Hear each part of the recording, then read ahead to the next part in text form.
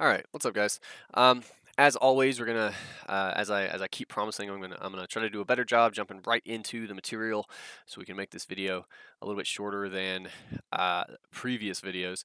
To that end, what we're looking at right here on the screen is the document that I've linked on Courseden. You want to go ahead and open that up, specifically because we're going to talk about two paragraphs, but they're too long to fit on the screen. So if you are the type, I suppose that second, well, let me see, we just can't do it.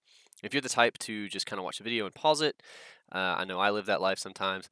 Um, it's just not going to work. There's no good way to for me to like scroll for everybody, right? So go ahead and open up that document. Sorry about that. Now, speaking of the document, what do we have? This is an introduction and a body paragraph from one of your classmates. I know we looked at one of these already, but this one is actually a little bit further along, I guess is how I describe it, than the last one we looked at. So I suppose we've addressed some of the issues that I raised in the previous video when we looked at this assignment. Um, but there's some others now we can consider, right? So again, the fact that writing is a process, the fact that we're trying to improve just kind of day over day as we work on this stuff, this is another step in that process. So some successes in this draft, which we'll highlight, but then of course some issues that we still need to figure out, work on, that sort of thing. To that end, we're going to talk about each paragraph in turn, the introduction and then the body paragraph just below it. If you have not already, you want to go ahead and read that document with special interest toward the introduction because that's what we're going to start with. So pause the video if you need to. I'll give you a beat here to do that. Go ahead. And as always, I'm just kind of hoping into the void that you did as I asked. Now, what do we have? Well, to begin with, this person is talking about Lori Laughlin, Aunt Becky, from the 2019 college admissions scandal. It's kind of wild on a personal note that it was that recent. It feels like a lot longer ago. There's something to be said about that, I think, too. But anyway, what do we do? What do we accomplish in this introduction? First of all, we have all the parts. I know I feel like I'm saying that a lot lately. I am saying that a lot lately, and I think that's a good sign, generally speaking, that we're all more or less kind of nailing the structural concerns of these paragraphs. That's really the first step. So we're doing that. We have a hook, which of course is optional, but we have it. We introduce our text here with the Lori Laughlin stuff. Um, that's about as long as it can be, by the way. I was gonna say maybe it's too long, but there's a lot of moving parts in this particular one, so it's probably okay. I don't know. I mean, well, we could cut that, I guess. We could cut that. We don't need the specific number. It's a lot of money. This is probably enough. It could be about that long is my point. So maybe we trim that. But what that means is everything after this highlighted portion, that's our roadmap, that's our analysis, that's our thinking about the argument and our thesis, right? And that's where, for lack of a better description, that's kind of where the trouble starts. Now, here with the now some people, we introduce kind of the two binary sides of the argument, which are interesting sides. Now, some people might call Laughlin a good mother. I'm not sure why that's in quotation marks. I don't know if that's in because when you put a phrase like that in quotation marks, you're usually being sarcastic. Um, I don't read the sentence that way, so that's a little bit confusing. But either way, now some people might call Laughlin a good mother. Other people would say that her actions are unjust. Okay, those are two really interesting sides to the argument that we don't quite address, and there's a reason for that I'm going to get to. But first, we kind of add to the argument. Um, I don't the but see we could do without. Why do we in this society instantly jump to social media to spread our bad feelings about the celebrities we claim to love so much? That seems to be their driving question, right? That's a good question. Um, to phrase it another way, why is our immediate reaction, right, like our reflex, when we hear about a controversy, an event, even a good one, I would wonder, why is our immediate impulse to jump online, share our thoughts about it? Why is that? That's kind of a recent thing, actually. And the point that they're kind of getting at, I don't know that they state it plainly. Oh no, they say it in the next sentence. I'm sorry. this idea of missing information, like basically we'll do it before we have the whole story. That's kind of weird. I mean, usually, if you offer a reaction to any information and you don't have the whole story, aren't you often wrong? Like, if you do get the whole story after the fact, don't you usually change your mind or alter your position in some way? So it's kind of strange then. And again, that's job number one in this paper. This student has identified a really sort of strange tendency that we have, just as a people, right? Now, all of that is well and good. There's some phrasing issues, there's some stuff I'd like to clean up, but generally speaking, they're doing the job they need to do. The final misstep, though, in the thesis is in the introduction, it's part of their thesis, is this guy. They end all of this with a recommendation, with what I call a should statement. Um, and I know I've told you guys before, we just cannot be doing this. There's no place in these papers for any kind of should statements.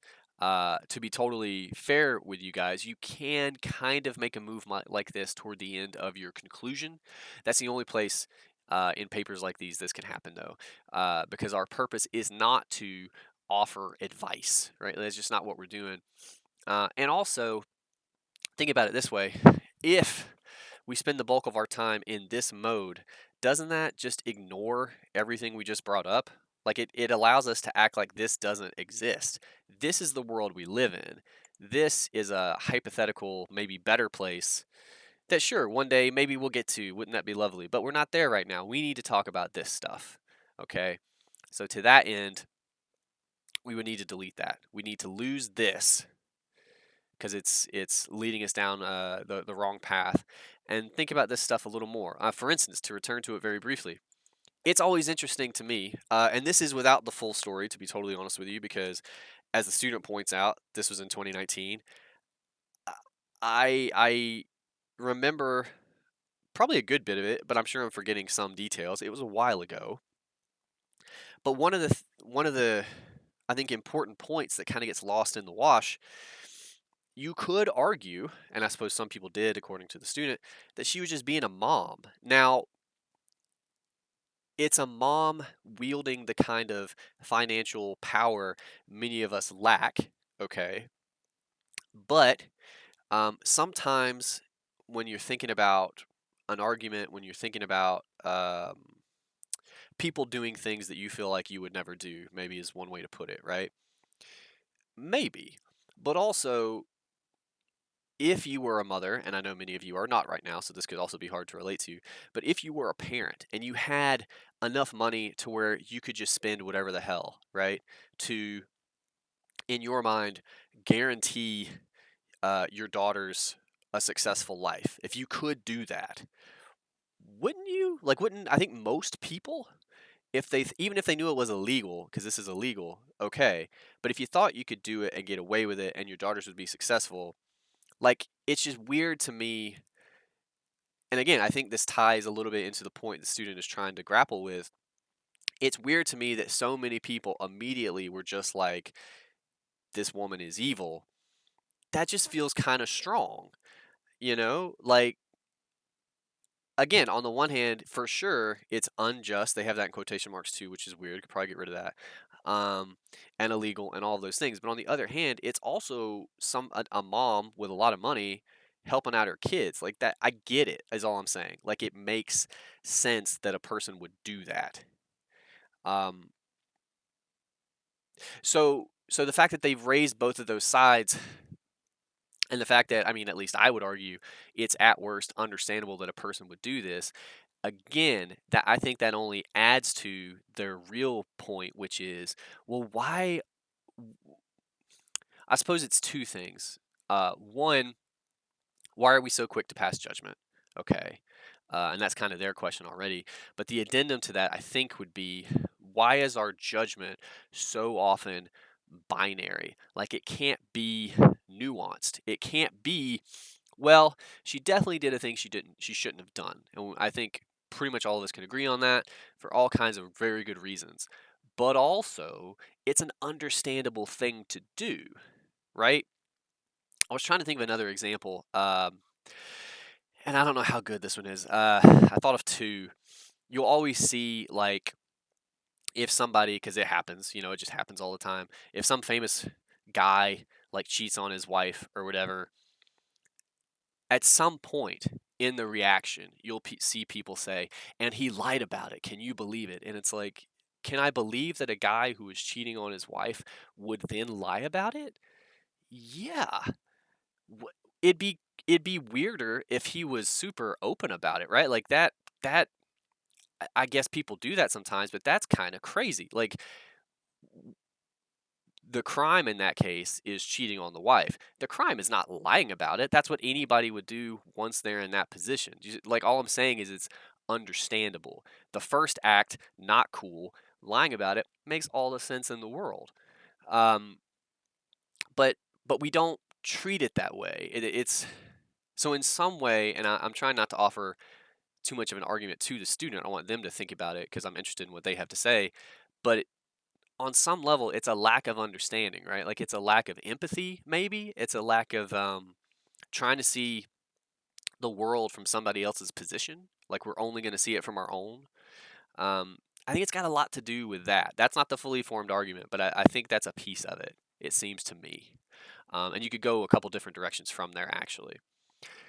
But all right. Oh, the last thing I want to say, we couldn't do any of the, I guess, words I just said at you because this capped it off. This took us in a different direction. So cut that, and you have all kinds of opportunities now instead. All right. Same deal with the body paragraph, which I'm going to try to get as much on screen as I can.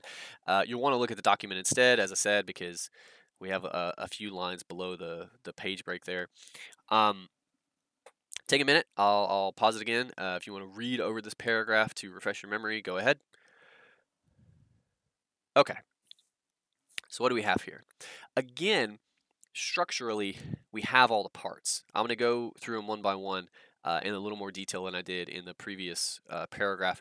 First of all, we have a topic sentence. However, I feel like, and this will happen a lot in your first body paragraph, especially, I feel like we start super, super generally to the point where, and again, this happens in your first paragraph just because you don't know what you want to write about. So you're kind of just trying to figure it out, and you figure it out as you write. Look at how very, very general that first line is. We're talking about social media in its entirety and its escape. We use it for good and bad reasons. First of all, any statement like that, almost always you could just cut. That's accomplishes nothing, right? Like, okay, cut that. It's an escape. When it comes to a celebrity doing something illegal, the population will definitely insert their input on the matter. This is more focused. Couldn't we, first of all, to just have a sentence, cut everything that's not in the highlighted section, and we'd still have a sentence, and we'd be much more focused on what we're trying to talk about? Cool. Let's do that. Now, though, once we've trimmed the kind of fat there, we can actually see what we have. Are we making an argument here? We are, but it's banal, right? I agree. First of all, when they say definitely, the population will definitely sort of offer their input, they will. Well, if that's true and we all agree, then that's not really an argument that's much worth making, right? What I would say, though, again, we've identified our focus. We haven't quite we haven't quite identified our argument yet. What I mean is, we are interested in this fact. This is a fact. It's an argument, yes, but it's so true, it's so unprovable that it's basically a fact, okay? So our argument now is going to have something to do with that. That's why it's a focus, not an argument. I hope that makes enough sense. So when it comes to the rest of this paragraph, at least with what we have up here, this is kind of our guiding light. We're thinking about our tendency to do this, and we're going to have some kind of an argument from that, right? Okay. So the rest of it, we have evidence, which is right here. Obviously, it's our quotation from a BuzzFeed article.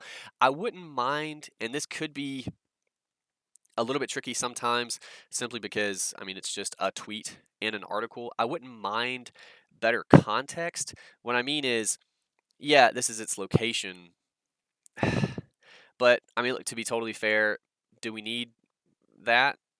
Right? Like it's a tweet, regardless of whether or not it shows up in an article. Um, and again, I do that to highlight the fact that would you want a sentence that just said one tweet that was posted? Eh, right? What's the context here? How do we arrive? And this is always what I mean when I say what's the context. How do we arrive at this quotation? Now, the reason it could be tricky is because it's a tweet and it just exists on Twitter amid a bunch of other tweets with a bunch of other people talking and or shouting at each other online, right? For sure, for sure. But there's ways around that. So for instance, and this is a hypothetical because I did not go and find this tweet. That sounds hard. Um, but I'm assuming, and I would also assume actually the BuzzFeed article would probably help with this because they're usually pretty good about this stuff. What was the conversation, generally speaking, when this tweet was posted? Like, it seems like, just to read this one, it was mostly, uh, we'll say angry, would be one possible description. Critical, maybe that's a slightly better term. Critical of Laughlin's actions. You know, one tweet, and how I write. So you write how you write, okay? But one tweet from the throng of sort of critical um, invective launched at Laughlin for her actions, stated, and then you have the quote, right? Like, actually give us the proper context. Don't worry whether or not it was in an article. Don't do that. Okay, just describe the actual context of the quotation. Okay. Either way, though, that seems like good evidence. That is definitely uh, a loaded quotation, I suppose. Right? There's some real heat to it, so that gives us something to talk about now. And I'm gonna see if I can get all this on screen. I can. Okay. That means the rest of this, right? That's our analysis. Now, before we get into it, I just want to point out it's a little bit underdeveloped. It's generally speaking, and because I've looked at a lot of paragraphs, um, they just tend to be longer if you're really doing the kind of analysis we want to do. Okay, that's not to say there's not exceptions, but in my experience, this one looks a little bit short. And truth be told, it is. But why is that? There's a couple of reasons. First of all, and this is tricky too because I know why they do it. They bring up that Black Lives Matter was really in its was sort of at its climax, maybe around the same kind of time that this stuff was going on, right? Like as a movement, especially on social media, people talking about it. It's kind of in the zeitgeist, if you're familiar with that word. Um, and so she's saying, the student is that this was kind of in the air, and so people are talking about it in this context. That's that's not unfair, right, at all. But what that does now is it brings in two really big, really complicated in some ways conversations into a single body paragraph, and that's really hard to do. Okay. And what it usually ends up happening actually is you kind of talk about neither one. Like your brain is trying to deal with this, and now you've brought this up, and your brain goes, dude, I can't make that happen in 5 to 6 sentences, so it just shuts down, more or less. And see what happens afterwards. So we end up describing Black Lives Matter, which is fine because we brought it up, okay. And then we kind of talk more about Black Lives Matter. Which again, I get why we're doing it. We brought it up, but that's not what the paper's about, right? And then we do the same kind of misstep we did in our introduction. And again, it's a misstep because it supposes a world that we don't live in. That's not what we're doing. And also, when you offer that world we don't live in, you have nothing else to say because it's like, yeah, for sure, it'd be better if things were nicer and we were more fair to each other, for sure. But we're not, at least given the information I have and given the information in this paper. So let's talk about that instead. So I mean, there's a couple different things we could do. At the very least, I'd say we cut all that. At the very, very, very least. Chances are pretty good, to be honest with you. We might end up cutting the Black Lives Matter stuff too, just because that, again, because it's such a big topic all on its own that kind of led to moving outside of the text we're trying to deal with. What I would do, whether or not you bring up Black Lives Matter, you could do it. It'd be tricky, but you could do it. Either way, we got to talk about this quotation. Anytime you bring in quoted material, especially, we quote for language. We don't quote for information, right? Now, again, what does that mean? We got to work with the quotation. We got to work with details. What are some of the most interesting, significant details in this quotation? It's those last two adjectives, right? Got to be. Let's take those on. Each one in turn. Sorry, had to be done. As usual, no consequences for the rich and white. The first one. Now, again, to be fair, she met with some consequences. She went to jail. I don't remember how long. And I'm not a lawyer, so I don't know what is sort of like the average term for what they did. I mean, it's what's called a white collar crime, right? Which is to say somebody's spending money to like cheat the system. It's not the same.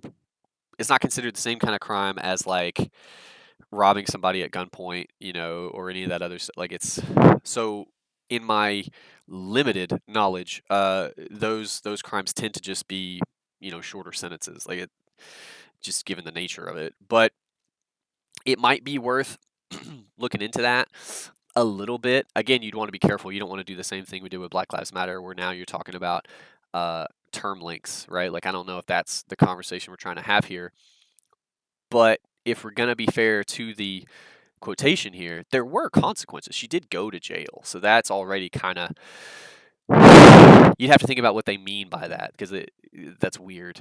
But I think what they're trying to say is that it wasn't real consequences, like they didn't go to jail for long enough or something, I guess.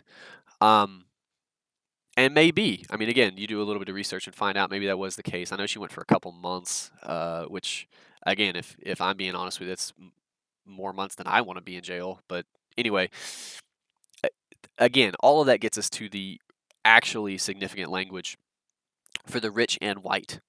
Let's start with the first one. She's both of those things, by the way, but let's start with the first one. Yeah, that's again, all evidence kind of says that's pretty true. Rich people, generally speaking, get off for stuff. Well, why is that? Well, because they can buy their way out of it. They can afford really good lawyers who find all the loopholes. Historically speaking, they've been able to bribe folks where possible, where necessary. Of course, bribing folks is what got her into this mess in the first place, right? But again, what we're trying to think about is why the conversation around Laughlin moved to this place. The rich part makes sense. The rich part seems totally applicable, but also, again, you'd have to say that's also what got her into this mess. So it's kind of a chicken egg scenario, honestly. Anyway, the point I'm making is that seems like a fair assessment of the situation, that her consequences, whatever she met, were probably lessened by the fact that she had kind of money to burn to make the problem go away as much as she could. Okay? Sure. What's a little more incendiary, especially recently, given other things that the student pointed out, is the white part. And again, Lori Loughlin is very white. I don't know. It'd be hard to prove one way or the other, to be fair to the quotation, but I don't know that the whatever sentence she got was somehow lesser because she was white. I mean, if you wanted to look into it, and again, you want to be, you could do this. You could research a little bit. You'd have to find a similar crime with like a person of color who had committed the crime and like look at their sentencing, I guess, right? I don't know if it's worth all that though. I mean, really, I I don't know. The, to return, because I want to bring it back to the student's original question. Their original question had to do with why are we so quick to move to judgment? And I think the second part to that question that's not in their paper yet is why are we so quick to sort of inject our own biases, our own perspectives onto other people's lived experience, right? That's the clearest way I can put it.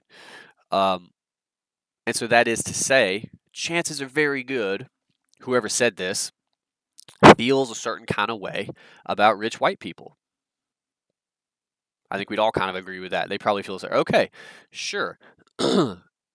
Does that mean that that perspective, that opinion, is applicable in every situation? Statistically speaking, it can't be. Not every situation comes down to that. Probably a lot of them, but not every situation. Well, then, to get back to our original question, what does it mean?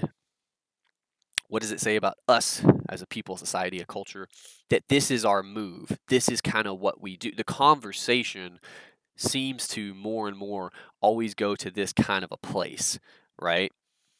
Um, and there's different directions you can head in, but I think, at least to tie it into our thesis a little bit, we have to consider